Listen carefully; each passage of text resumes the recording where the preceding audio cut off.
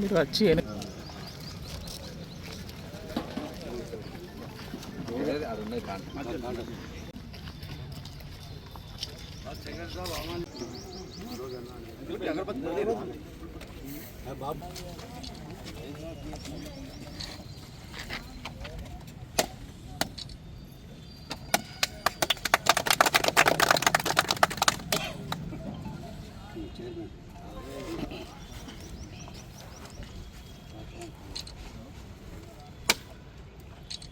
నారాయణనా వచ్చాక మొదటికోవరక నడుగు మరి కూర్చుంటావు కుర్చీలో ఎప్పుడు తగ్గుతాందిరే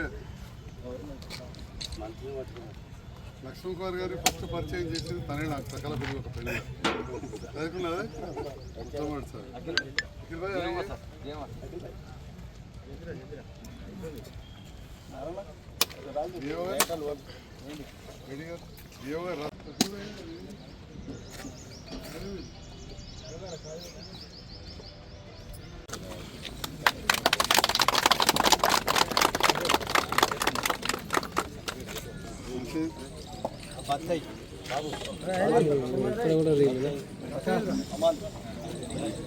చేయకున్నదా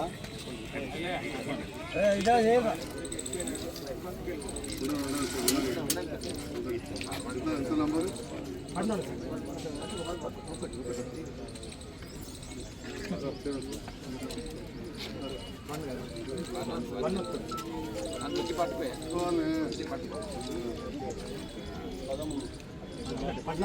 రావాలి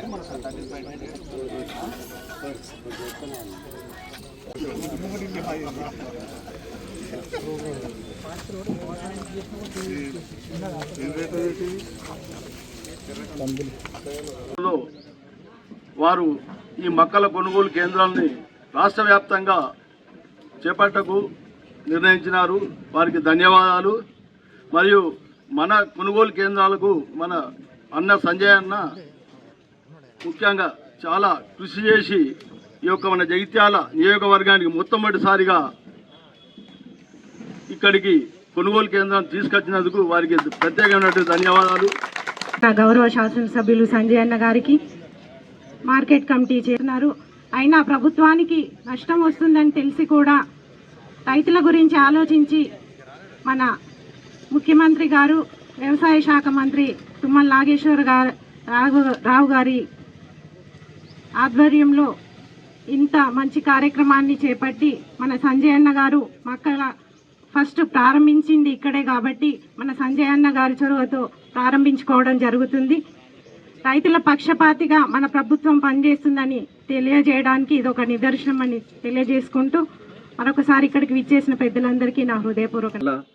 और दूसरी बात यह है कि इस वक्त जो मकई वगैरह जो खरीदी जाती थी 1600-1700 रुपये के अंदर किसान बेचते थे, मगर डॉक्टर साहब जैसो हुकूमत की तरफ से जैसो जो 2400 रुपये जैसो हुकूमत की तरफ से जो रेट मुकर्रर करे, ये किसानों के वास्ते बहुत फ़ायदेमंद है. मैं भी एक किसान हूँ, मैं भी जैसो खेती बाड़ी है, मेरे को भी धान धनमड़ी वगैरह है, बगीचे है, मैं भी एक किसान घर से ताल्लुक़ रखता हूँ. मैं इंशाल्लाह उम्मीद करता हूँ कि जैसो डॉक्टर साहब हम जो जिम्मेदारी दी है हमारे एमएलए साहब उसको बखूबी निभाते. వచ్చిన మన ముఖ్యమంత్రి రేవంత్ రెడ్డి గారు నిరంతరం రైతు పక్షపాతిగా ఉండాలని చెప్పి వారు కోరుకుంటూ ఉంటూ రైతుల కోసం కార్యక్రమాలు చేసే దాంట్లో వారు ముందుంటున్నారు.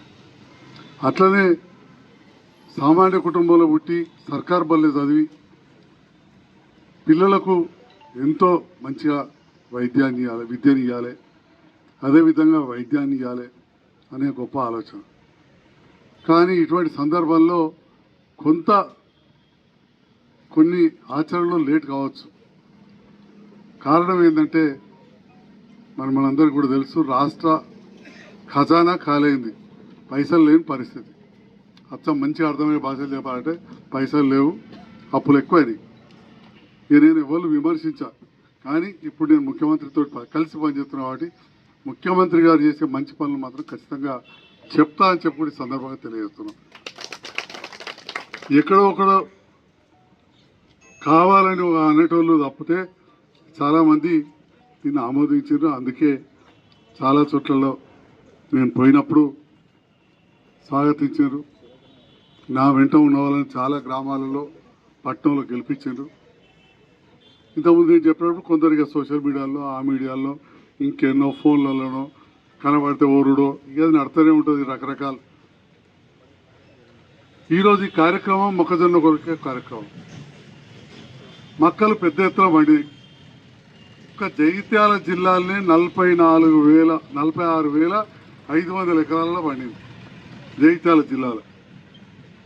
జగిత్యాల అర్బన్ రూరల్ మండలాలు కలిపితే 4,450, బీర్పూర్లో 841 ఎకరాలు, రాయకల్లో 7,850 ఎకరాలు, సారంగాపూర్లో 1,350 ఎకరాలు. నియోజకవర్గం మొత్తం కలిపితే 14,441 ఎకరాలల్లా మొక్కజొన్న పండి. ఒక్కొక్క ఎకరానికి మన రైతులు పడే కష్టం తెలంగాణ పందులకు పొద్దునక కోతులకు కావాలంటే చాలా పెద్ద ఎత్తున పంట దిగుబడి వస్తున్నది. కానీ బయట మార్కెట్లకు పోతే 1,800 దాటి వస్తలేవు రేటు. 1,800 దాటి రేటు వస్తలేవు. ఇక కేంద్ర ప్రభుత్వం మాత్రం 2,400 ఇవ్వాలని డిక్లేర్ చేసింది, పెట్టింది. మద్దతు ధర డిక్లేర్ చేసింది, పెట్టింది. పోయినసారి కూడా చేసింది. కొన్నాం, గోదాములలో ఉన్నాయి. అర్రాజు పెడదామంటే 1,500, 1,600 కంటే ఎక్కువ రేటు వస్తలేదు. గోదాములు నిండున్నాయి. చేసింది కానీ అక్కడ 2,400 అని చెప్పింది. కొనుమన్నది మార్కెట్ ఇంటర్వెన్షనల్ స్కీమ్ అంటారు, MIS. అది ఉంటుంది, మీరు కొంటే కొనమా అని చెప్పి ఇక కేంద్ర ప్రభుత్వానికి సంబంధించిన నాయకులు మాట్లాడతారు. కానీ అక్కడ నుంచి వచ్చేది ఎంత కాదు. ఇవాళ మన మార్కెట్ దగ్గర 10,000 కోట్ల నష్టం ఉన్నది. 10,000 కోట్ల నష్టం ఉన్నది 10 ఏళ్ళలో. అది మనం పరిస్థితి.